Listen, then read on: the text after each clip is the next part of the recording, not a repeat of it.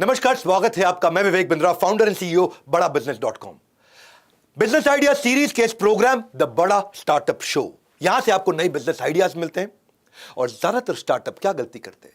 एक ही गलती करते हैं, वो ऐसी प्रॉब्लम सॉल्व करने के लिए उतर जाते हैं जिसको सॉल्व करने की आवश्यकता नहीं, या वो पहले ही सॉल्व हो चुकी है। तो आज का जो स्टार्टअप हम ले रहे हैं, इसने एक कंपनी के सबसे इंपॉर्टेंट डिपार्टमेंट की प्रॉब्लम सॉल्व करी है। वो सबसे इंपॉर्टेंट डिपार्टमेंट हम सब जानते हैं, सेल्स का डिपार्टमेंट। ये बड़ा महत्वपूर्ण डिपार्टमेंट है भैया। इस डिपार्टमेंट में जो सेल्स का डिपार्टमेंट है, आज भारत में ना ऑर्गेनाइज्ड और अनऑर्गेनाइज्ड मिला के 8 करोड़ लोग सेल्स कर रहे हैं। और सेल्स की मैन पावर का जो टाइटैनिक है, ये टाइटैनिक सेल्स की मैन पावर का टाइटैनिक, ये समुद्र में उतर तो जाता है पर इनडिसिप्लिन के आइसबर्ग से टकरा करके बीच में समाप्त हो जाता है। ये जो प्रॉब्लम सॉल्व हुई, दो लोगों की हुई। एक सेल्समैन की प्रॉब्लम सॉल्व हुई, एक ऑर्गेनाइजेशन की। सेल्समैन की क्या प्रॉब्लम है? उसको लीड कैप्चर नहीं करनी आती, उसको हॉट वार्म कोल्ड का अंतर ही नहीं मालूम, वो प्लान नहीं कर पाता मैं कैसे फॉलो अप करूंगा लोगों के साथ में, उसके पास वो सेल्स का इंटेलिजेंस नहीं है। ये सेल्समैन की प्रॉब्लम है। लेकिन ऑर्गेनाइजेशन की अपनी प्रॉब्लम है, उसको यही नहीं पता कि आदमी सेल्स करने गया या कहीं और गया है। उसको यही नहीं पता कि सेल्स की जगह कहीं पबजी खेल रहा हो, फील्ड की जगह कहीं फिल्म देख रहा हो। तो ऑर्गेनाइजेशन की समस्या यह है कि ये कस्टमर से मिला कि नहीं मिला, इसकी प्रोडक्टिविटी को कैसे ट्रैक करूं, ये टाइम से रिपोर्ट करता है कि नहीं करता, इसकी सेल्स की पाइपलाइन कैसी है, क्लोजर है कि नहीं है, फोरकास्ट कर पाएगा नहीं कर पाएगा। तो मैन पावर की चाहिए हर खबर, ताकि 24/7 कर सके सेल्स की टीम को मॉनिटर। और वही प्रॉब्लम सॉल्व करने के लिए सेल्स फोकस के फाउंडर मनोज मोहन से आज चल करके मिलते हैं, जिसने सेल्स के लिए ऑर्गेनाइजेशन की और सेल्समैन दोनों की प्रॉब्लम को इजी और रेलेवेंट तरीके से सॉल्व किया है। इनसे मिलने के बाद मैं आपको इंडस्ट्री का एनालिसिस दूंगा और बताऊंगा कि आप भी कैसे बिजनेस शुरू कर सकते हैं। इस नए बिजनेस आइडिया को पूरा समझिए, कहीं जाइएगा मत। अभी आपको अब देने वाला हूं मेरा बिजनेस एनालिसिस।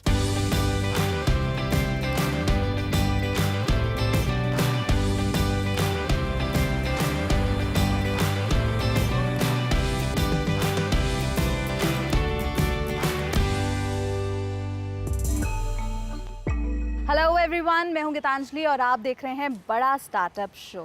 किसी ने खूब कहा है, अगर आप किसी चीज़ को शिद्दत से चाहो तो पूरी कायनात उसे आपसे मिलाने में जुट जाती है।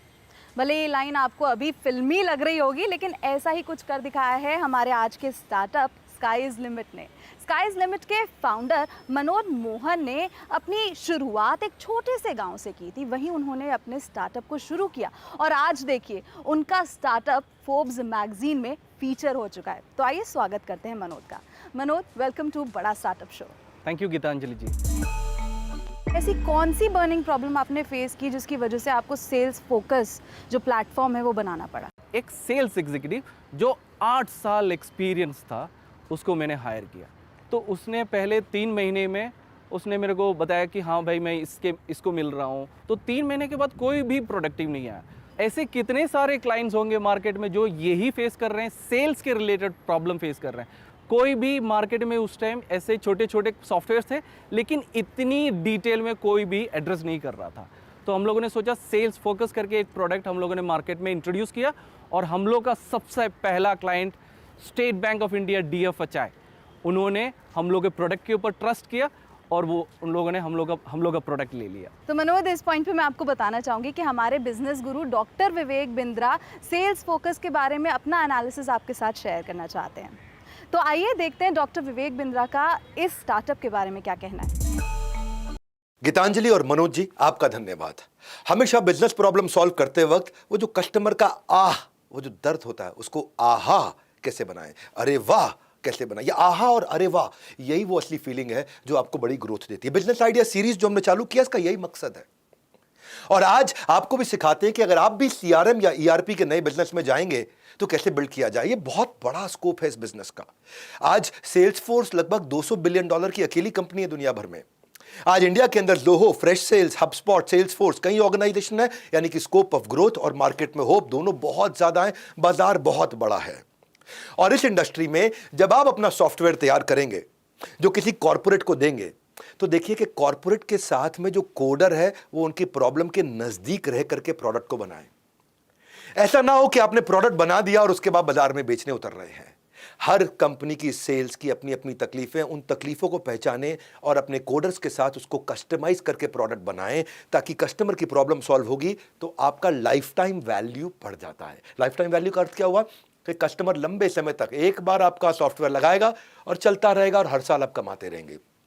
दूसरी चीज, जब ये प्रोडक्ट आप कस्टमर के साथ मिलकर के कोडिंग करेंगे, उसकी समस्या समझ के कोडिंग करेंगे, तो कस्टमर का ड्रॉप आउट अपने आप घट जाता है। ड्रॉप आउट का अर्थ क्या है? कम से कम कस्टमर आपको छोड़ के जाएंगे, जिसको बोलते हैं कि चर्न रेशियो, आपका कस्टमर का चर्न नहीं होगा।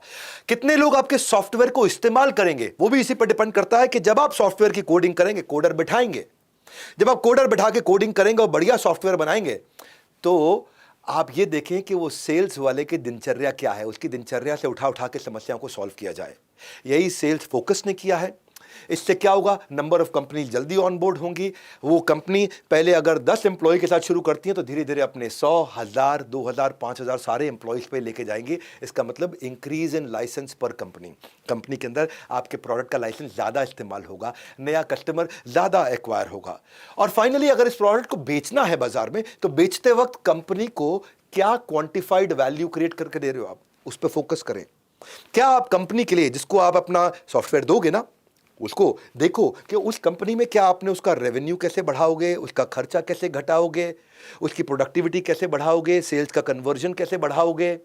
उनकी प्रोडक्टिविटी पे अंदर जा करके ढूंढिए, क्वांटिफाई करिए कि सामने वाले को कितने रुपए का आपने फायदा दिया। दो बातें हैं, हाँ? या तो कस्टमर की कमाई को बढ़ा दो या कस्टमर के खर्चे को घटा दो, इसके अलावा कुछ नहीं है। तो देखिए प्रोडक्ट बनाते वक्त कि क्या आपने कस्टमर की कमाई कहां बढ़ाई, उसके खर्चे को कहां घटाया। जब ये दो चीजें होंगी तो ठीक हो जाएगा। अब मैं चलता हूं वापस मनोज जी के पास और हमारी एंकर गीतांजलि के पास, जानते हैं इस बिजनेस मॉडल को उन्होंने कैसे इफेक्टिव बनाया, और फाइनली मैं बताऊंगा इस बिजनेस को स्केल कैसे किया जाता है।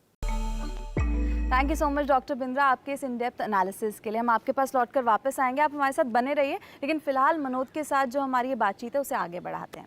तो मनोज, डॉक्टर विवेक बिंद्रा का हमेशा से कहना है कि आपका फर्स्ट प्रोडक्ट आपका फाइनल प्रोडक्ट नहीं होता है। तो यकीनन आपका भी फर्स्ट प्रोडक्ट आपका फाइनल प्रोडक्ट नहीं होगा, क्योंकि उसमें काफ़ी चेंजेस करने पड़ते हैं, काफ़ी इनोवेशंस करने पड़ते हैं। तो आपकी ये जो प्रोडक्ट डेवलपमेंट की जर्नी है वो हमसे शेयर करिए। हम लोग वो प्रोडक्ट को कस्टमाइज़ किए और मार्केट में बैंकिंग वर्टिकल के लिए लॉन्च किए। उसके बाद हम लोगों ने रियल एस्टेट के साथ काम किया, रियल एस्टेट क्लाइंट के साथ, मैन्युफैक्चरिंग सेक्टर के साथ काम किया, FMCG वर्टिकल के लिए काम किया, फार्मेसी वर्टिकल के लिए काम किया। और इस हिसाब से हम लोग ये प्रोडक्ट बनाते बनाते करीबन 3 साल हम लोग को लग गए। 2016 से लेके 2019 तक ये प्रोडक्ट हम लोग इवॉल्व ही कर रहे थे। तो अब जब ये प्रोडक्ट तैयार हो चुका है तो ये लोगों की किस तरह से मदद करता है? ये एक्चुअली एक सेल्स परफॉर्मेंस मैनेजमेंट टूल है। मतलब कोई भी आप इंडस्ट्री ले लो, जैसे मैन्युफैक्चरिंग सेक्टर हो गया, तो मैन्युफैक्चरिंग सेक्टर में सबसे ज़्यादा जो होता है उन लोग डिस्ट्रीब्यूटर के पास जाते हैं, रीसेलर के पास विजिट करते हैं। तो ये सब जो विजिट्स होती हैं, ये पूरी तरह से हम लोग के प्रोडक्ट में ये सब कवरअप होता है।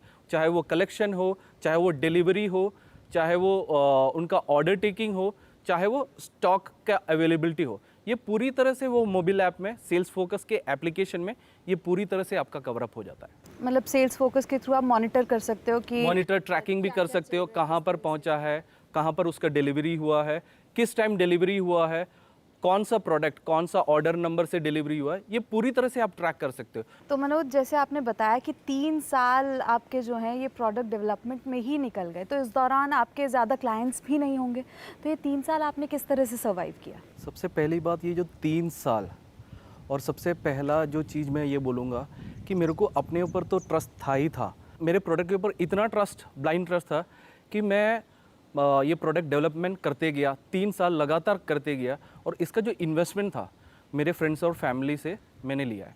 लेकिन एक ऐसा मोड आया 2019 में कि मेरे पास डेवलपमेंट के लिए नहीं, सैलरी देने के लिए पैसा नहीं था।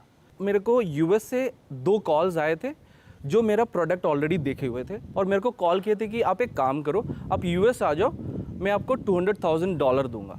तो मैं वन साइड टिकट लिया, सीधा मैं न्यूयॉर्क उतरा। वो बंदे को पहले दिन कॉल किया, उठाया नहीं, मैं सोचा शायद कहीं पर बिजी होंगे। लगातार 8 दिन वो बंदा कॉल नहीं उठाया, और मैंने फुल रिस्क लेके यहाँ से वन साइड का टिकट लेके गया था। अब क्या, अब तो वापस नहीं आ सकता। तो उसी टाइम में सेकंड बंदे को मैंने ट्राई किया, जो ऑलरेडी बोल चुका था कि आप US आओ, एक बार मेरे को डिटेल में मिलो, मैं आपका फंडिंग कुछ कर सकता हूँ। सो मैं गया था $200,000 के लिए, और मेरे को $2 मिलियन मिला। और उसी की वजह से मेरे को फोर्ब्स मैगजीन में मेरे कंपनी को, मेरे इन्वेस्टर को भी फीचर किया गया। मतलब आपका रिस्क जो है वो रंग लाया। यस। आपने खुद एक छोटे से गांव से शुरुआत की थी, तो आप ही की तरह अगर और कोई छोटे एंटरप्रेन्योर्स हैं, बडिंग एंटरप्रेन्योर्स हैं, अपना खुद का बिजनेस शुरू करना चाहते हैं, आपकी तरह बड़ा बनना चाहते हैं, तो वो किस तरह से ये बिज़नेस की शुरुआत कर सकते हैं और उन्हें किन किन बातों का ध्यान रखना चाहिए? आपके कोई भी चीज़ करो, सबसे पहले आपके ऊपर ट्रस्ट होना चाहिए, दूसरा वो मैडनेस और पैशन होना चाहिए, और तीसरा इंडस्ट्री को आप ज़्यादा एक्सप्लोर करो, जिस इंडस्ट्री में हो वो ज़्यादा एक्सप्लोर करने का कोशिश करो, और चौथा ये बोलूँगा, patience is the key to success. वो जब तक नहीं होगा, चाहे आप कुछ भी बना लो, आप मतलब सक्सेस नहीं बना पाओगे। बहुत सही बात कही मनोद आपने, and thank you so much हमसे अपनी ये इंस्पायरिंग स्टोरी, अपनी जर्नी शेयर करने के लिए और हमारे व्यूअर्स को इंस्पायर करने के लिए। Thank you Geetanjali, thank you doctor Vivek Bindra ji. तो ये थी स्काई इज लिमिट के फाउंडर मनोज मोहन की इंस्पायरिंग स्टोरी। अब वक्त हो गया डॉक्टर विवेक बिंद्रा के पास वापस चलने का। गीतांजलि आपको धन्यवाद, और मनोज जी आपको बहुत बधाई। 3 साल बेमिसाल अच्छी ग्रोथ आपने दिखाई। आम जनता को मैं समझा देता हूं कि ऐसे बिजनेस को अब स्केल कैसे किया जाए। प्रोडक्ट मार्केट फिट आपने बना लिया और उसका बाजार से आपने वैलिडेशन ले लिया, एक्सेप्टेंस आ गया, 3 4 5 कस्टमर ने इस्तेमाल करना शुरू किया। याद रखिएगा भैया, पहला प्रोडक्ट फाइनल प्रोडक्ट नहीं होता, प्रोडक्ट को इंप्रूव करते जाइए। और अब जैसे कि इन्होंने भी 170 क्लाइंट्स ऑनबोर्ड कर लिया, जिनके 10,000 यूजर हो गए हैं, और इनको कस्टमर छोड़ के नहीं जाता है। 5% से कम इनका चर्न रेट हो गया है। इसी कारण से स्टार्टअप भी प्रॉफिटेबल रहा। अगर आपको ऐसा स्केल करना है तो क्या करना चाहिए? ऐसा मत बनाइए प्रोडक्ट जो सबके लिए एक जैसा हो। Customisation, customisation, validation, validation, customer approve करे, वही सेल्स फोकस ने किया। हर इंडस्ट्री के लिए अलग काम किया इन्होंने, 10 सेक्टर्स में जाके काम किया, रियल एस्टेट के अलग प्रोडक्ट, फार्मा के, टेक्सटाइल के, बैंक के, फाइनेंशियल इंस्टीट्यूशन के। तभी देखते हैं कि आज इनका Godrej, DCB bank, Manikchand, state bank of India, ये सब क्लाइंट्स बने। अब जब आप स्केल करने जाएंगे तो अपनी B2B सेल्स की टीम बनाइए, जो कि किससे जाकर के मिले? एक कंपनी में 2 लोगों से मिलना चाहिए, या चीफ एग्जीक्यूटिव ऑफिसर या चीफ सेल्स ऑफिसर। उनके पास जाएं और उनसे पूछें कि उनकी सेल्स क्यों नहीं बढ़ रही। वो बताएंगे उनकी सेल्स ये 7 कारणों से नहीं बढ़ रही। उस हिसाब से जाकर के प्रोडक्ट अपने कोडर के साथ मिलकर डेवलप करिए, और अब आप स्केल करते जाएंगे, नए क्लाइंट एक्वायर करते जाएंगे। मेरी बहुत बधाई आपको, आप अपने लक्ष्य में सफल हो और नई नई कॉर्पोरेट्स आकर के आपसे जुड़े और सेल्स फोकस के प्रोडक्ट का लाभ उठाएं। और हाँ, जैसे कि आपने सेल्स के इकोसिस्टम को इंप्रूव किया, हमने भी पूरे बिजनेस के इकोसिस्टम को इंप्रूव किया। अपनी बड़ा बिजनेस की एप्लीकेशन में एंटरप्रेन्योर्स को हम हैंड होल्डिंग करते हैं। फ्री में एक कम्युनिटी बनाई है जहां लाखों लोग आकर के जुड़ते हैं। बिजनेस कंटेंट क्रिएटर भी आ रहे हैं, मैनेजमेंट प्रोफेसर भी आ रहे हैं, स्टार्टअप सब्जेक्ट मैटर एक्सपर्ट, सबके सब आकर के अपना अपना कंटेंट, हमने एक लिंक्डइन तैयार कर दिया है एंटरप्रेन्योर्स का, एक फेसबुक तैयार कर दिया है एंटरप्रेन्योर्स का। आप भी बड़ा बिजनेस ऐप डाउनलोड करें, उसका फायदा उठाएं। और दूसरा, हाँ मेरे प्रिय ऑडियंस, अगर आपको लगता है कि आपके बिजनेस आइडिया में दम है और हम आपके आइडिया पे भी काम करें, तो आप अपना आइडिया हमें लिख के भेजिए, हम आपको लिंक दे रहे हैं। और अगर हमारी ज्यूरी ने आपके आइडिया को पसंद किया तो हम आपके आइडिया की स्टोरी भी बिजनेस आइडिया सीरीज में प्रेजेंट कर सकते हैं और देश दुनिया तक आपके बिजनेस आइडिया को पहुंचा सकते हैं। हमारे साथ जुड़े रहने के लिए और हर बार वापस आके बिजनेस आइडिया सीरीज के सारे एपिसोड्स को देखने के लिए आप सबका हृदय की गहराई से प्रेम पूर्वक बहुत बहुत धन्यवाद।